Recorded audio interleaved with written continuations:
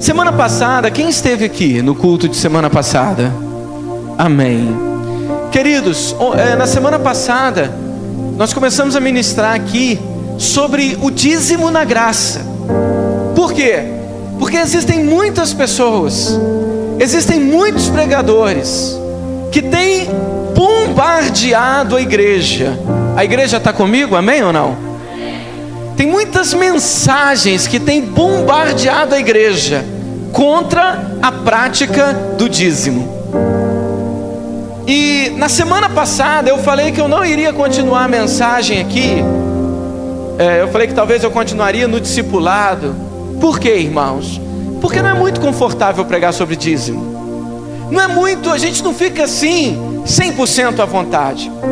E eu honestamente, no domingo passado eu desci com aquela sensação assim de que eu não queria gastar mais um domingo ou investir mais um domingo. Eu não sei nem qual o termo melhor que se usa para poder estar falando sobre isso um domingo inteiro, sobre o dízimo, porque pode se gerar aquela sensação esquisita no coração de alguns irmãos, e eu não queria ser pesado para ninguém. Mas aí, querido, alguns irmãos, assim que eu desci aqui do palco, eu desci, alguns irmãos vieram falar comigo, me abraçaram e disseram assim: pastor, por favor, termine essa palavra no domingo. Alguns irmãos vieram e testemunharam do quanto foram abençoados, do quanto foram edificados. Então eu decidi, irmãos, que a gente vai continuar falando um pouquinho sobre isso hoje. Posso ouvir um amém da igreja? A primeira coisa, então, para a gente ser assim o mais didático possível, é que eu quero que você entenda o seguinte: hoje em dia existe um argumento de que eu não preciso mais devolver dízimo, porque o dízimo é algo da lei. Quem aqui já ouviu ensinamentos como esse? Levante a mão. O dízimo é da lei. Nós estamos na graça, então nós não precisamos mais devolver dízimo. Quem já ouviu, irmão? Levante a mão para eu ver. Não é que você concorda não, só se você já ouviu. Porque a internet está recheada de pregadores que ensinam isso. E o que acontece, amado? O dízimo é da lei? Sim ou não? Sim ou não? Irmãos, está errado. É sim. O dízimo é da lei. Olhe para mim. Você não pode perder um segundo dessa ministração, por favor. Então diga comigo assim: o dízimo é da lei. Diga mais uma vez: o dízimo é da lei. Só que ele não é só da lei. O dízimo é da lei, ele é de antes da lei, e ele também é de depois da lei. Quantos estão comigo? Digam amém. Então, para a gente entender um pouco sobre o que é a lei, para que você possa entender, a lei foi uma aliança que Deus fez com o homem, com o povo de Israel. Isso está registrado lá no Antigo Testamento. A lei foi quando o povo sai do Egito, quando o povo é liberto do Egito, e eles estão caminhando rumo à terra prometida. E a Bíblia diz, querido, que quando chegam nas proximidades do Monte Sinai, Moisés então sobe ao monte e ele recebe a lei. Ali Deus estava estabelecendo uma aliança com o homem. Posso ouvir um amém? E aí então Deus dá o seu código de leis, Deus dá o seu conjunto de regras para que o homem pudesse obedecer. E nesse conjunto de regras estava ali o dízimo. Então, se eu disser que o dízimo é da lei, isso é certo também, porque o dízimo é da lei, sim.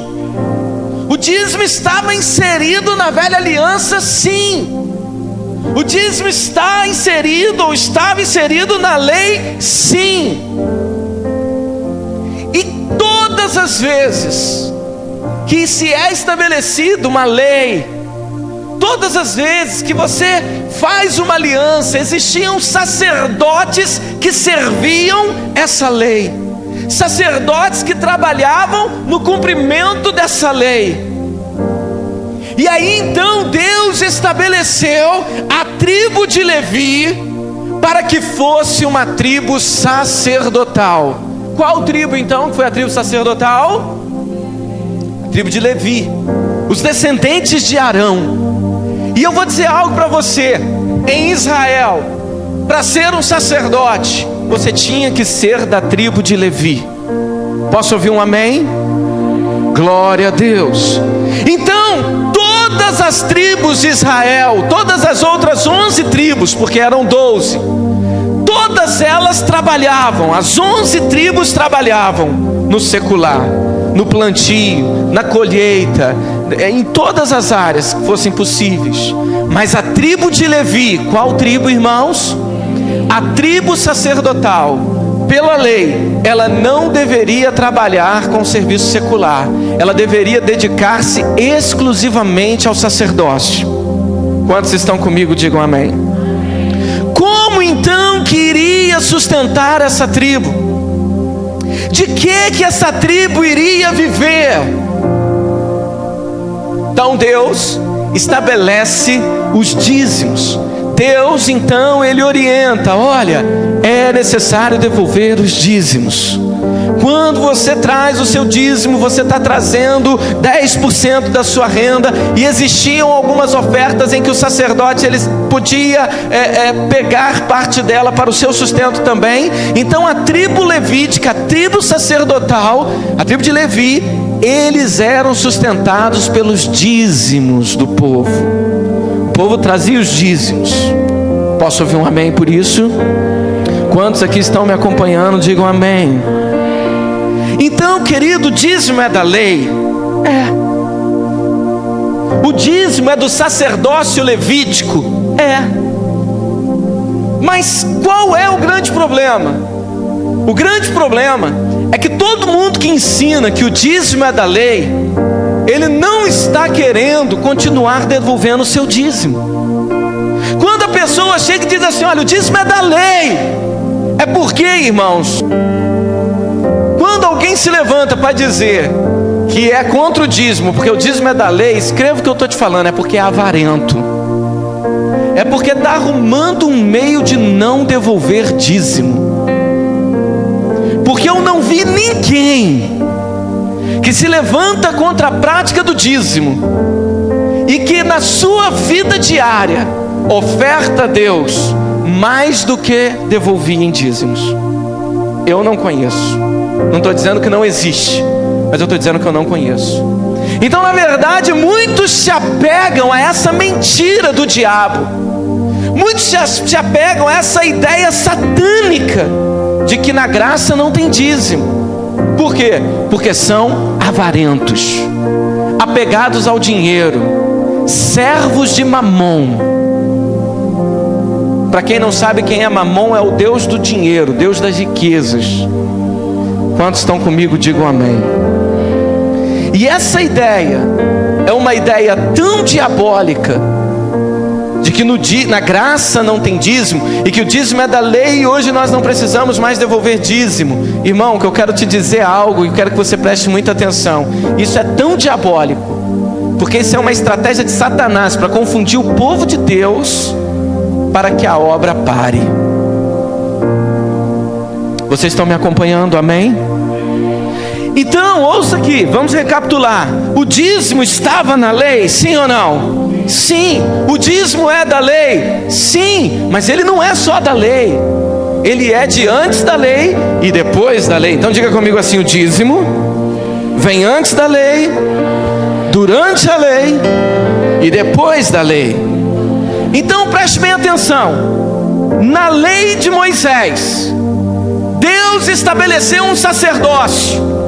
Deus estabeleceu uma tribo sacerdotal. Era a tribo de, diga, Levi. Era a tribo de Levi. Só que a Bíblia nos fala, conforme nós falamos semana passada, de um sacerdócio que existiu antes mesmo da lei de Moisés. A Bíblia fala de um homem que era rei e sacerdote, e o nome dessa pessoa era Melquisedeque. Diga comigo assim: Melquisedeque. Para quem não se lembra, ele está registrado lá em Gênesis capítulo 14, quando Abraão está voltando da guerra, de guerrear contra 4 reis, 4 exércitos. A Bíblia diz então que esse Melquisedeque, ele vem ao encontro encontro de Abraão, esse sacerdote rei, ele vem ao encontro de Abraão, e ele então dá a Abraão pão e o vinho. Ele deu o que, irmãos? Pão e o vinho. E em resposta disso, Abraão lhe devolveu o dízimo de tudo que havia conquistado. Posso ouvir um amém? Aí, querido, eu quero que você preste bem atenção no que eu vou te dizer. Então existia um sacerdócio antes do sacerdócio levítico. E que sacerdócio era esse? O sacerdócio de Melquisedeque. O livro de Hebreus, a carta aos Hebreus, capítulo 7, no versículo 1, irmãos, hoje eu vou explicar para vocês o capítulo 7. Os irmãos estão comigo, amém ou não? Olha o que diz a palavra do Senhor. Ele começa a explicar sobre Melquisedeque. E ele diz assim: esse Melquisedeque, rei de Salém, é sacerdote do Deus Altíssimo. Encontrou-se com Abraão quando este voltava depois de derrotar os reis e o abençoou. Então preste bem atenção. No sacerdócio de Melquisedeque existe bênçãos? Sim ou não? Sim, porque esse sacerdote, quando encontra com Abraão, o que ele faz? Ele o abençoa. Amém? Posso ouvir um amém? Versículo 2. Escute isso aqui. E Abraão, em resposta dessas palavras de bênção, em resposta de receber o pão e o vinho, ele faz o que? Lhe deu o dízimo de tudo.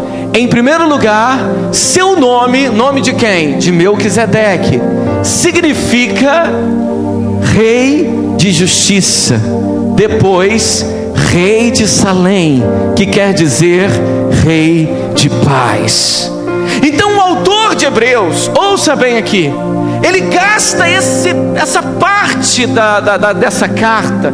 O capítulo 7, embora quando foi escrito não era em capítulos, mas ele gasta esse pedaço do texto sagrado para poder falar quem era Melquisedeque, para poder dizer, e ele começa a defender a tese, a ideia, a verdade de que Melquisedeque era um tipo de Cristo. Ele apontava para Jesus Cristo. Eu posso ouvir um amém? Porque Jesus é o rei da justiça e ele também é o nosso rei da paz. Esse é o Melquisedeque. Versículo 3, ele continua dizendo o seguinte: quem era esse Melquisedeque? Não se sabe dele, sem pai, sem mãe, sem genealogia, sem princípio de dias, nem fim de vida. Ou seja, não se sabe o que aconteceu com Melquisedeque, não sabe de quem ele era filho, não sabe quem era o avô dele, não sabe quando nasceu, não sabe nem se esse homem morreu. É o que o autor de Hebreus está falando. Feito semelhante a quem? Ao Filho de Deus. Então diga comigo assim: Melquisedeque. Não, diga como vencedor, irmão. Diga: Melquisedeque, feito semelhante ao Filho de Deus. Aí diz assim, olha, ele permanece sacerdote para sempre. Aleluia. Esse seu aleluia tem que ser maior e eu vou te explicar o porquê. Por que está deixando claro que ele permanece sacerdote para sempre? Porque ele está dizendo o seguinte: o sacerdócio levítico teve início e teve fim, mas o sacerdócio de Melquisedeque, ele é para sempre. Entendeu ou não? Amém ou não? Então, se eu devolvo o meu dízimo com base no sacerdócio levítico, com medo de ser amaldiçoado, com medo de vir praga sobre a minha vida, com medo simplesmente de desobedecer, então, irmão, você precisa mais devolver seu dízimo não, que você está devolvendo seu dízimo na dispensação errada, da maneira errada, numa aliança errada. Quantos estão entendendo o que eu estou falando? Aí ele está dizendo o seguinte: o sacerdócio desse Melquisedeque é para sempre. Versículo 4, olha o que diz. Diz assim: considerem a grandeza desse homem, até mesmo o patriarca Abraão lhe deu o dízimo dos despojos. Versículo 5, diz assim: a lei requer dos sacerdotes dentre os descendentes de Levi que recebam o dízimo do povo, isto é, dos seus irmãos, embora esses sejam descendentes de Abraão. Então o autor de Hebreus, ele está dizendo assim, olha, presta atenção aqui, ele está dizendo o seguinte: olhem a grandeza desse Melquisedeque, porque Abraão, patriarca, o bisavô de Levi, ele foi e devolveu o seu dízimo a Melquisedeque. Amém ou não? Aí ele continua dizendo o seguinte: na lei, os sacerdotes, eles recebem os dízimos dos seus irmãos, que são descendentes de Abraão também. Versículo 6, olha o que ele diz aqui: este homem, porém, que não pertencia à linhagem de Levi. Então diga comigo assim: Melquisedeque não pertencia à linhagem de Levi. Isso é muito importante você saber. Por quê? Por que Abraão não pertencia à linhagem de Levi? Se alguém aqui souber dizer para mim, vai ganhar um copo d'água mineral no final do culto. Quem é que sabe? Por que ele não era da descendência de Levi? Alguém sabe dizer? Porque Levi não tinha nem nascido, irmão. Você está entendendo o que eu estou dizendo? Isso era um sacerdócio antes. Vocês estão me acompanhando, amém ou não? Eu fico meio preocupado quando eu prego, os irmãos ficam olhando assim, ó. Vocês estão conseguindo me acompanhar, amém ou não? Aleluia. Então ele está dizendo o seguinte: olha, este homem, porém, que não pertencia à linhagem de Levi, recebeu os dízimos de Abraão e abençoou aquele que tinha as promessas. Então o autor de Hebreus está dizendo assim: olha a grandeza de Melquisedeque, pois o bisavô de Levi devolveu o dízimo para ele, e ele abençoou o bisavô de Levi. Eu não sei se você sabe, querido, mas só abençoa aquele que é maior. O maior abençoa o menor, ou o menor é abençoado pelo maior. Vocês estão entendendo ou não? Então o autor, ele está dizendo aqui sobre a grandeza desse sacerdócio. Ele está dizendo aqui como esse Melquisedeque era grande. Continua aqui, versículo 7.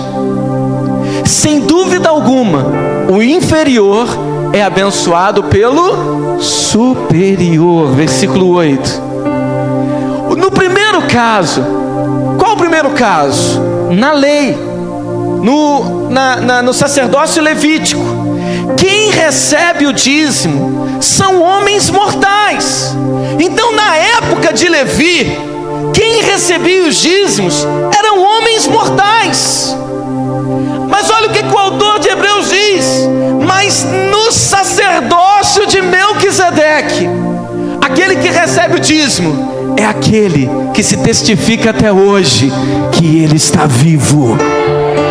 Você está compreendendo, amém ou não? E olha só o versículo 9, o que diz? Diz assim, olha: pode-se até dizer que Levi recebe os dízimos, o Levi que recebe os dízimos, entregou-os por meio de Abraão. Então agora eu quero te ensinar um princípio aqui, que eu já ensinei, mas vou ensinar de novo, amém? Eu preciso de um homem aqui na frente. Não precisa ser bonito não, só precisa ser homem. Amém. Eu falei que não precisava ser bonito. Vocês estão vendo aqui, irmãos? Presbítero Alex, amém ou não? É homem?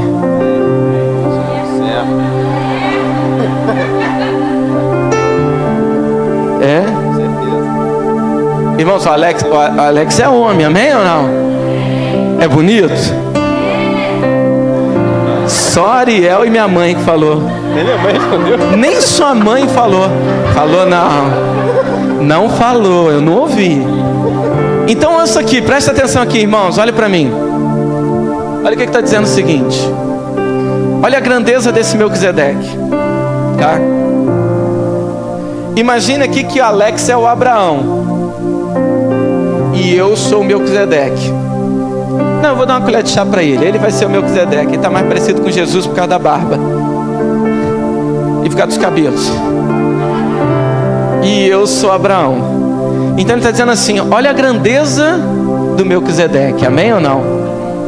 Quando Abraão veio até Melquisedeque e entregou o dízimo para ele, o que aconteceu?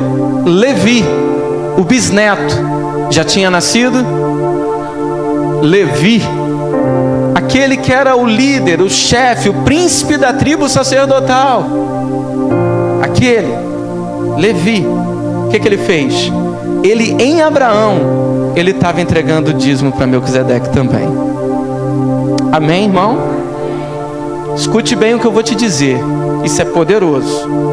Aqui tem algo que você tem que guardar pro resto da tua vida. Você crê na bênção que existe no dízimo, sim ou não?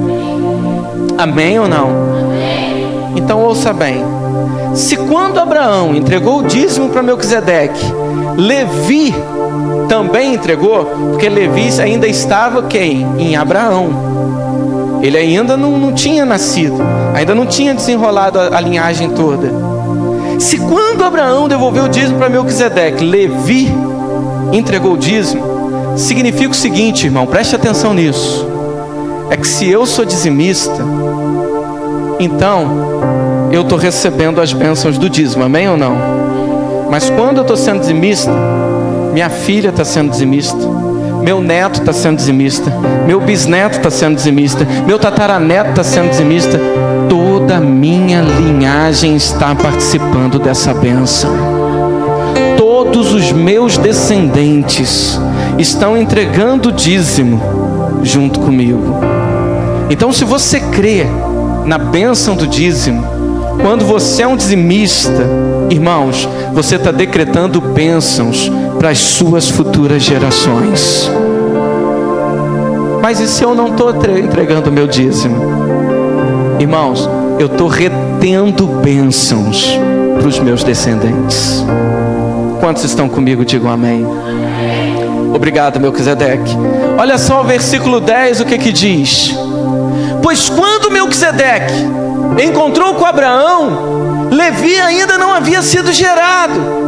Ele ainda não tinha sido nascido, ainda não tinha nascido. Versículo 11 diz assim: se fosse possível alcançar a perfeição por meio do sacerdócio levítico, visto que em sua vigência o povo recebeu a lei, por que haveria necessidade de se levantar outro sacerdote segundo a ordem de Melquisedeque e não de Arão?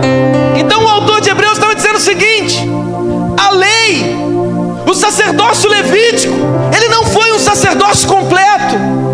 O sacerdócio levítico, ele não foi um sacerdócio com eficácia. A lei não era 100% eficaz.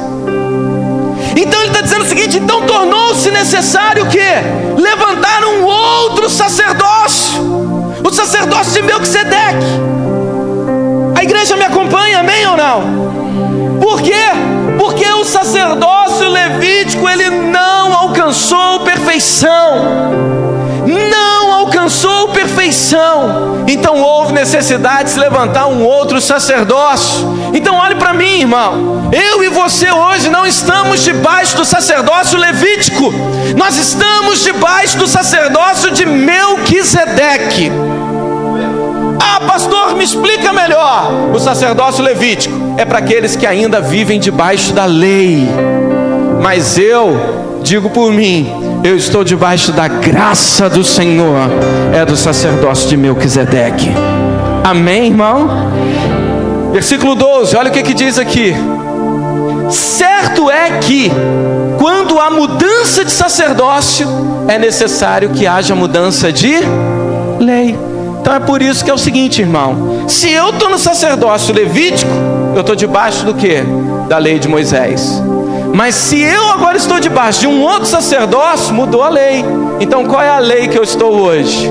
É a lei do Espírito. É a lei que o apóstolo Paulo disse na carta aos Romanos. Não é uma lei que foi escrita em tábuas de pedra, mas uma lei que foi escrita no meu coração. Quantos estão entendendo o que eu estou falando aqui? Digam amém. Mas você está dizendo amém só porque eu estou falando para você dizer amém, porque você está entendendo mesmo? Está entendendo mesmo? Amém. Versículo 13, olha o que está dizendo aqui. Ora, aquele de quem se dizem essas coisas pertencia a outra tribo, ou seja, Jesus, ele era de outra tribo, da qual ninguém jamais havia servido diante do altar. Então ele está dizendo o seguinte: olha, eu estou dizendo sobre esse Melquisedeque para dizer para vocês o seguinte, que Jesus é sacerdote segundo a ordem de Melquisedeque. E para vocês terem uma ideia, esse Jesus, ele não está debaixo da ordem do sacerdócio levítico, porque ele nem era da tribo de Levi. Então, se fosse pela lei de Moisés, Jesus nem poderia ser feito sacerdote. Quantos estão entendendo o que eu estou falando? Vocês acham que precisa eu desenhar isso, irmãos, para vocês entenderem? Precisa desenhar? Deixa eu desenhar. Preciso de 4 homens aqui. Não precisa de ser bonito, novamente. Só precisa de ser homem. Por favor, vem aqui, Leandro. Vem, Leandro. Eu falei que não precisa ser bonito. Então você está habilitado. Você é o número 1. Amém. Amém. Glória a Deus. Preciso de mais um homem aqui. Vem, Tatá. Ô, Tatá. Puxa vida. Foi você que botou ele nessa furada? Então preste bem atenção, só para você entender. O que o texto aqui está dizendo? Ele está dizendo o seguinte, que na lei de Moisés, preste bem atenção, quem eram os sacerdotes? Os descendentes de Levi. Porque assim era a lei, amém ou não? Então imagine só, vamos aqui imaginar um quadro, tá? Vamos lá. Você é da tribo de quem? De Levi? Sim ou não? Sim, então tá. Então você é sacerdote, você pode ser sacerdote. Imagine isso, só para você entender. Então nós temos um sacerdote. Você é de qual tribo? Você é da tribo de Benjamim? Filho, então vai para o campo trabalhar. Você vai trabalhar, pega a enxada, amém? E você vai servir o altar do Senhor, amém? Seu trabalho é para Deus. Aí quando esse aqui pecar, ele é porque peca muito. Aí ele vem, ele traz uma oferta para você, entendeu? Aí você apresenta diante do Senhor, amém? Só tem um detalhe aqui nessa oferta. Quando ele acordou, a primeira oferta que ele ofereceu foi para ele mesmo, porque ele também é pecador. Você está entendendo ou não? Aí ele ofereceu diante de Deus. Aí esse aqui volta todo feliz, está perdoado, se sente leve, né? Amém. Ok? Aí eu chego aqui, e você? Você é da tribo de Levi. Olha, o sumo sacerdote morreu, vai embora. Preciso de um novo sumo sacerdote. É você, da tribo de Levi. Amém. Amém. Vocês estão me acompanhando? Assumiu o lugar do último sumo sacerdote que morreu. A igreja está me acompanhando, amém ou não? Aí ele tem que trazer agora os sacrifícios para ele aqui, e vai apresentar diante do Senhor, amém? Aí volta, peca de novo, vai trabalhar, vai ajeitar a vida dele. Só que aí de repente, querido, preste bem atenção, vem Jesus. Diga assim, uau, Jesus. Aleluia. Tá, depois o Yuri vai te pagar um lanche na cantina. Jesus, mas de qual tribo que você é? Eu sou da tribo de Judá. Ele veio da tribo de Judá. Mas qual é a tribo dos sacerdotes? É a tribo de Levi. Então pela lei de Moisés, ele pode ser sacerdote, Jesus? Sim ou não? Se ele não pode ser sacerdote, ouça isso, irmão. Como que ele vai oferecer o sacrifício da cruz? Como que vai ter cruz? Porque a cruz foi um sacrifício, uma oferta a Deus pelos pecados. Você entende isso, amém ou não? Amém mesmo? Então o que Deus tem que fazer? Acabo com a sua graça, filho, vai embora. Você já não é mais sacerdote. Agora eu levanto uma nova ordem de sacerdote. É sacerdote segundo a ordem daquele Melquisedeque lá atrás, que aponta para ele mesmo. Mas e a lei de Moisés? A lei de Moisés dizia que tinha que ser de Levi. Então acaba com a lei de Moisés. Agora nós estamos debaixo da graça e de um novo sacerdócio. Você consegue entender isso, irmão? Então antes esse aqui, que vinha e entregava suas ofertas para esse sacerdote mortal, pecador, miserável, horroroso. Você está entendendo? Vinha e entregava para ele. Agora ele não entrega mais para ele. Para quem que ele entrega? Para aquele a quem se testifica de que vive para sempre. Você está entendendo o que eu estou dizendo, querido? Você pode aplaudir ao Senhor pela vida dos meus artistas aqui? Obrigado. Então, Moisés, Jesus não poderia ser sacerdote. Então, como Deus quer levantá-lo como sacerdote segundo a ordem de Melquisedeque, precisa mudar o quê? A lei. Entenderam ou não? Continua aí, versículo 14. Pois é bem conhecido que o nosso Senhor descende de Judá, tribo da qual Moisés nada fala quanto sacerdócio. É o que eu acabei de explicar. Versículo 15. Calma, irmão, já está acabando. São 67 versículos só. Brincadeira, não é isso tudo não. Olha só o que está dizendo aqui. O que acabamos de dizer fica ainda mais claro quando aparece outro sacerdote semelhante a Melquisedeque. Versículo 16.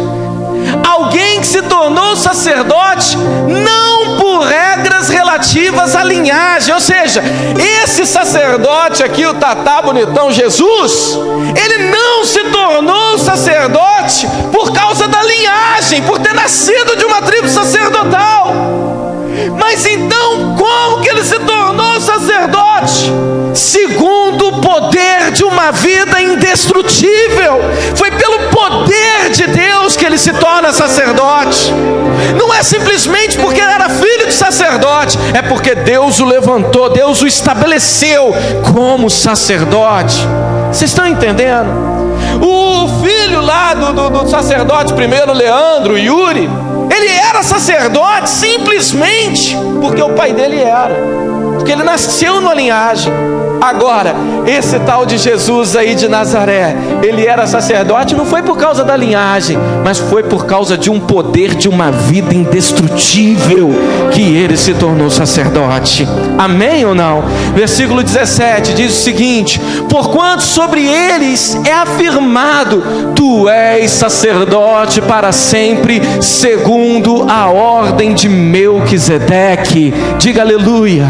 Versículo 18 diz assim: olha, a ordenança anterior é revogada, porque era fraca e inútil. Então a lei acabou. Diga comigo assim: a lei acabou. Diga comigo: a lei acabou. Se a lei acabou, o sacerdócio levítico continua? Sim ou não? Não, irmãos, não continua, porque o sacerdócio levítico ele estava dentro do quê? Da lei. Então, se a antiga ordenança, a ordenança anterior foi revogada, então aquele sacerdócio foi revogado. Vocês estão entendendo o que eu estou dizendo? Então é com base nisso que esses escritores da internet, alguns aí que se dizem pastores, estão dizendo que então o dízimo acabou. Por quê? Porque agora nós estamos na graça, não se precisa mais devolver dízimo. Mas você compreende que eu estou agora realmente debaixo de um outro sacerdócio, mas que nesse sacerdócio Abraão devolveu o seu dízimo, sim ou não? Você tem clareza quanto a isso? Então, do sacerdócio que você hoje está fazendo parte, tem dízimo, irmão? Sim. Vamos continuar o texto, versículo 19. Diz assim: pois a lei não havia aperfeiçoado coisa alguma, sendo introduzida uma esperança superior pela qual nos aproximamos de Deus. Versículo 20 diz assim: olha, e isso não aconteceu sem juramento. Outros se tornaram sacerdotes sem qualquer juramento. Versículo 21. Mas este se tornou sacerdote com juramento, quando Deus lhe disse: o Senhor jurou e não se arrependerá, tu és sacerdote para sempre. Ou seja, os sacerdotes de Levi, os filhos de Levi, eles eram sacerdotes sem juramento nenhum. Mas quanto a Jesus, Deus jurou e disse: olha, eu juro, esse é sacerdote segundo a ordem de Melquisedeque para sempre. Amém? Versículo 22, olha o que diz a palavra do Senhor: Jesus tornou-se, por isso mesmo, a garantia de uma aliança superior. Versículo 23, ora, daqueles sacerdotes tem havido muitos. Então preste atenção aqui, irmão, porque essa aí é para você dar glória, nem que seja só para você me ajudar. Amém? O que ele está dizendo é o seguinte: ora, daqueles sacerdotes, quais sacerdotes? Quais sacerdotes? Quem está me acompanhando aí, irmão? Quais sacerdotes? Daqueles sacerdotes os da tribo de Levi. Desses sacerdotes, tiveram muitos. Por quê? Morre um, o outro vem, morre o outro, vem um outro.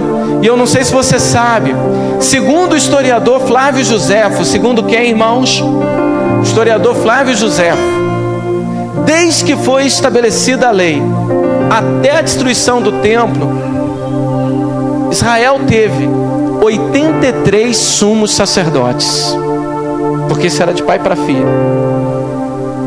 Então preste bem atenção, na lei de Moisés havia muitos sacerdotes, amém ou não? Por quê? Porque a morte os impede de continuar o seu ofício. Vem aqui, Leandro, só mais uma vez, por favor. Você vai ganhar um copo d'água depois. Vem aqui, presta atenção. Lembra que ele morreu? Sim ou não? Quem que assumiu no lugar dele? O Yuri. Porque o que o autor de Hebreus está dizendo? Porque quando ele morreu, ele não tem como continuar sacerdote, tem ou não? Sim ou não? A não ser que ele vai fazer algum tipo de consulta aos mortos. Então diga comigo assim: a morte encerrava o sacerdócio. Vocês estão entendendo o que eu estou falando, irmão? Sim ou não? A morte, ela parava o sacerdócio. Aí olha o que o autor de Hebreus está dizendo a respeito daquele ali bonito ali. Mas visto que vive para sempre, Jesus tem um sacerdócio permanente. Vocês estão entendendo o que eu estou falando? Por quê? Porque ele vive para sempre.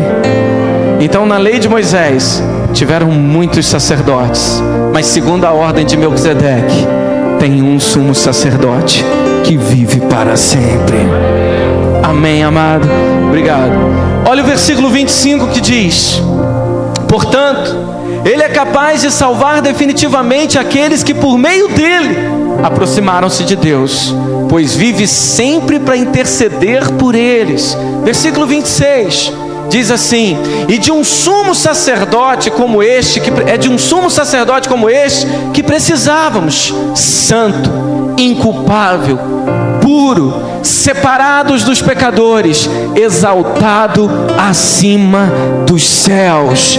Esse é o nosso sacerdote, Jesus. Versículo 27 diz assim: ao contrário dos outros sumos sacerdotes, ele não tem necessidade de oferecer sacrifícios dia após dia, primeiro por seus próprios pecados e depois pelos pecados do povo. Ele o fez uma vez por todas quando a si mesmo se ofereceu. No sacerdócio levítico, irmão, precisava de oferecer sacrifício todos os dias, mas Jesus, ele ofereceu um único sacrifício na cruz do Calvário de uma vez por todas.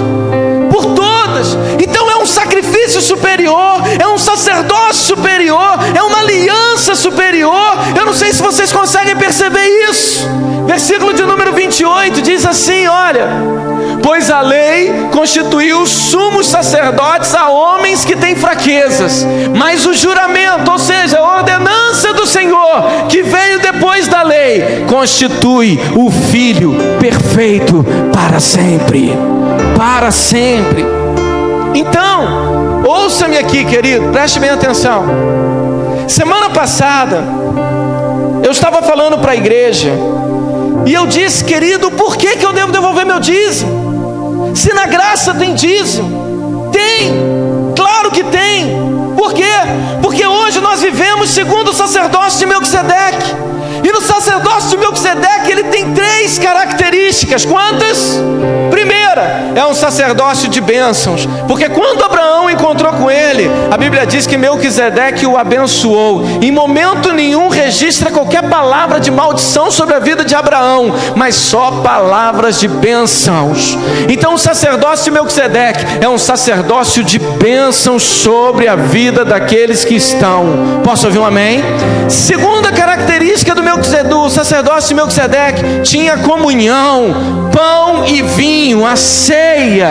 Mas Abraão, em respostas, deu o quê? O dízimo. Então no sacerdócio de Melquisedeque, na graça, tem dízimo sim. Olha para o irmão que está do teu lado e diga assim: na graça tem dízimo. Diga mais uma vez, diga, na graça tem dízimo. Você pode falar mais uma vez, diga, na graça tem dízimo. Agora, irmãos, olhem para mim. Por que eu devo dizimar? Ou seja, quais são os efeitos do dízimo na minha vida? Diga comigo assim, o dízimo, não, diga como vencedor, diga o dízimo abençoa toda a minha vida financeira. Vou te explicar uma coisa. Quando Adão pecou, quando quem pecou? Deus disse o seguinte para ele: maldita é a terra por sua causa. Então diga comigo assim, a terra está debaixo de maldição. Amém ou não? Amém? Tem alguém que tem dinheiro aí? Hoje? Qualquer dinheiro. Pode ser uma nota de R$2. Alguém pode me emprestar essa nota? Se for de 100 é melhor. Ele tem de 100? Olha, que isso, achei que era de 100 quando eu vi a cor. Quantos aqui estão vendo esse dinheiro aqui? Você está vendo? Amém ou não? Isso aqui é feito de quê? Hein? Papel? E o papel vem da onde? Qual árvore? Hein? É o eucalipto que faz o papel? Sim ou não? O papel vem da árvore. Vamos falar só da árvore. Hein? Aleluia. Celulose. Mas eucalipto também, né? Sabia. Presta atenção aqui em mim. E esse eucalipto, esse celulose, seja lá o que for essa árvore, ele vem da onde? Da terra. E a terra? Como que a terra está? Amaldiçoada. E aí? O dinheiro, ouça aqui para mim, irmãos, olha só. Pastor, então você está dizendo que o meu dinheiro é amaldiçoado? Estou dizendo que a terra é amaldiçoada. Eu estou dizendo para você o seguinte: o dinheiro, ele é amoral. Diga comigo assim, amoral. Não, não é na moral, não. É amoral, diga amoral. O que isso? O que significa? O que significa o dinheiro ser amoral? É que o dinheiro, ele não tem moral. Ou seja, na mão de uma pessoa boa, o dinheiro é o quê? Bom. Mas nas mãos de uma pessoa má, o dinheiro é o quê? Mal. Quantos estão comigo? Digam amém. Mas o dinheiro veio da... E a terra? E esse dinheiro aqui, essa nota de R$2 que o Washington me deu, você pegou... Não deu não, emprestou. Essa nota, você é o primeiro dono dela? Essa nota já passou pela mão de quem? Talvez você não sabe, mas essa nota aqui pode ter sido usada para comprar cocaína. Essa nota aqui pode ter sido usada para pagar uma prostituta. Essa nota aqui pode ter sido usada para pagar um motel para que houvesse um adultério. Essa nota aqui pode ter sido usada para comprar pinga. Essa nota aqui pode ter sido usada para pagar a morte de alguém. Essa nota aqui pode ter sido usada para muitas coisas. Vocês estão entendendo o que eu estou dizendo, amém ou não? Então, quando você recebe o seu dinheiro, você não sabe qual é a carga espiritual que esse dinheiro está trazendo. Vocês estão entendendo? Mas eu já posso partir do princípio que ele vem da terra. E a terra, Deus havia liberado uma palavra de maldição. Vocês estão entendendo o que eu estou dizendo? Então, o que eu devo fazer? Por que a bênção do dízimo? Abra a tua Bíblia comigo em Romanos capítulo 11.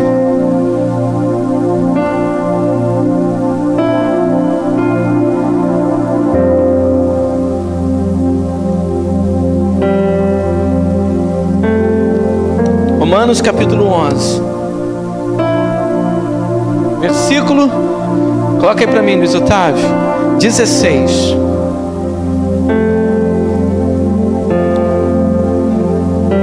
Olha aqui, querido, o que está escrito aqui?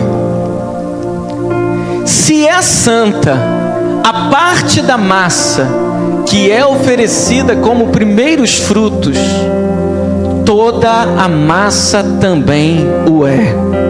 Diga comigo assim: se a raiz é santa, os ramos também serão.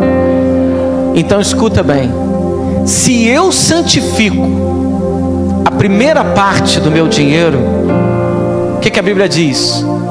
Todo o restante será o que? Santificado. Então, querido, se eu devolvo o meu dízimo, eu estou santificando todo o meu dinheiro. Você está entendendo o que eu estou dizendo? Você está santificando todos os seus recursos. Se o teu dízimo é santo, todo o restante do teu dinheiro será santo. Quantos estão comigo? Digam amém. Aí você pergunta para mim assim: mas pastor, e por que é 10%? Por que não é 9%? Por que não é 7%? Por que não é 1%? Por que não é 11%? Por que não é 12%? Por que é 10%? Eu quero dizer algo para você. Gênesis capítulo 24, versículo 10. Conta quando Abraão, ele manda um dos seus servos buscar uma esposa para o seu filho. E olha o que diz aqui Gênesis 24, 10. Preste atenção.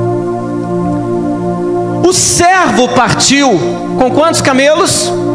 Não, diga como vencedor. Quantos camelos?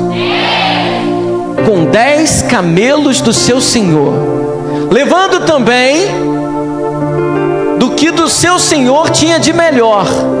Partiu para a Mesopotâmia em direção à cidade onde Naor tinha morado. Essa versão, eu posso dizer para você, não é a melhor, porque eu posso te dar uma outra informação, uma outra versão que diz assim: olha, tomou pois o servo 10 dos camelos do seu senhor, porquanto todos os bens de seu senhor estavam em suas mãos.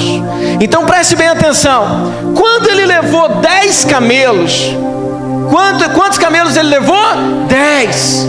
O Espírito Santo inspira o autor sagrado a dizer o seguinte: aquele servo estava com todos os bens do seu senhor em suas mãos. O que isso significa? Que quando ele leva aqueles 10, ele estava levando o quê? Tudo. Diga comigo, tudo. Você quer ver um outro texto? Gênesis capítulo 45, versículo de número 17.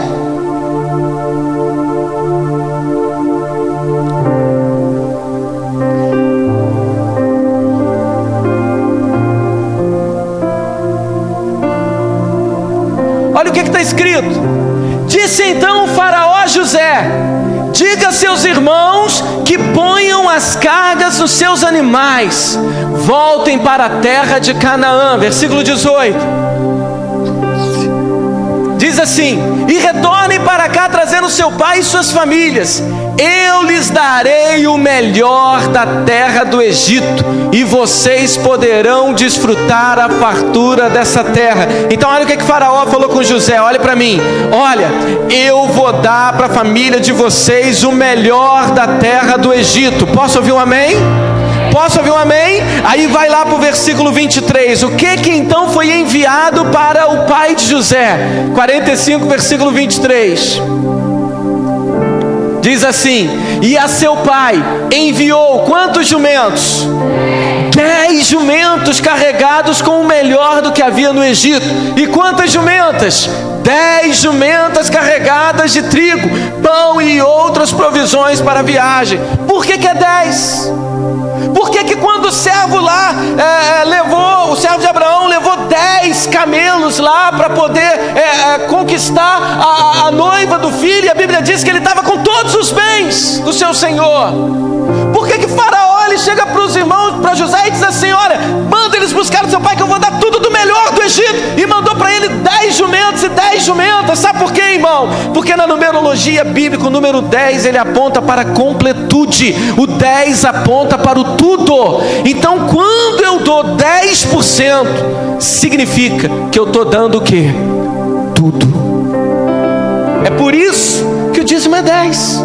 Porque quando eu devolvo 10%, é como se eu estivesse entregando para o Senhor o quê? Tudo. Quantos mandamentos são? 10. Mas os mandamentos se resumem só naqueles 10? Não, mas eles são cabeça de todos os mandamentos daquela lei. Vocês estão entendendo o que eu estou dizendo? Na parábola das virgens, que aponta para o povo de Deus de toda a história, quantas virgens eram? 10. O número 10 aponta para tudo, irmão. Então por que o dízimo é 10%? Porque quando eu estou devolvendo o meu dízimo, é como se eu estivesse dando para o meu Senhor o quê? Tudo. E se Ele recebe, santifica os 10, Ele está santificando o quê? Tudo. Quantos estão entendendo o que eu estou dizendo? Agora, a única coisa que talvez eu quero que você entenda nessa noite, no sacerdócio levítico, eles entregavam os dízimos para serem abençoados. Abraão, quando ele entregou o dízimo, ele já tinha sido abençoado. É diferente. No sacerdócio levítico, entregava para ser abençoado. Em Abraão, eles entregavam em resposta à bênção que ele já havia recebido de Melquisedeque. Quantos estão entendendo o que eu estou falando? No sacerdócio de Melquisedeque, a bênção vem primeiro. Você não é abençoado se você devolver o seu dízimo ou não. Você já é abençoado e ponto. Então por que eu devolvo o meu dízimo? Não é por obrigação, é resposta, é reconhecimento. Eu estou declarando que Ele é grande, que Ele vive e vive para sempre, que Ele é a fonte dos meus recursos, que é Ele quem me sustenta, que é Ele que é a provisão de tudo na minha vida.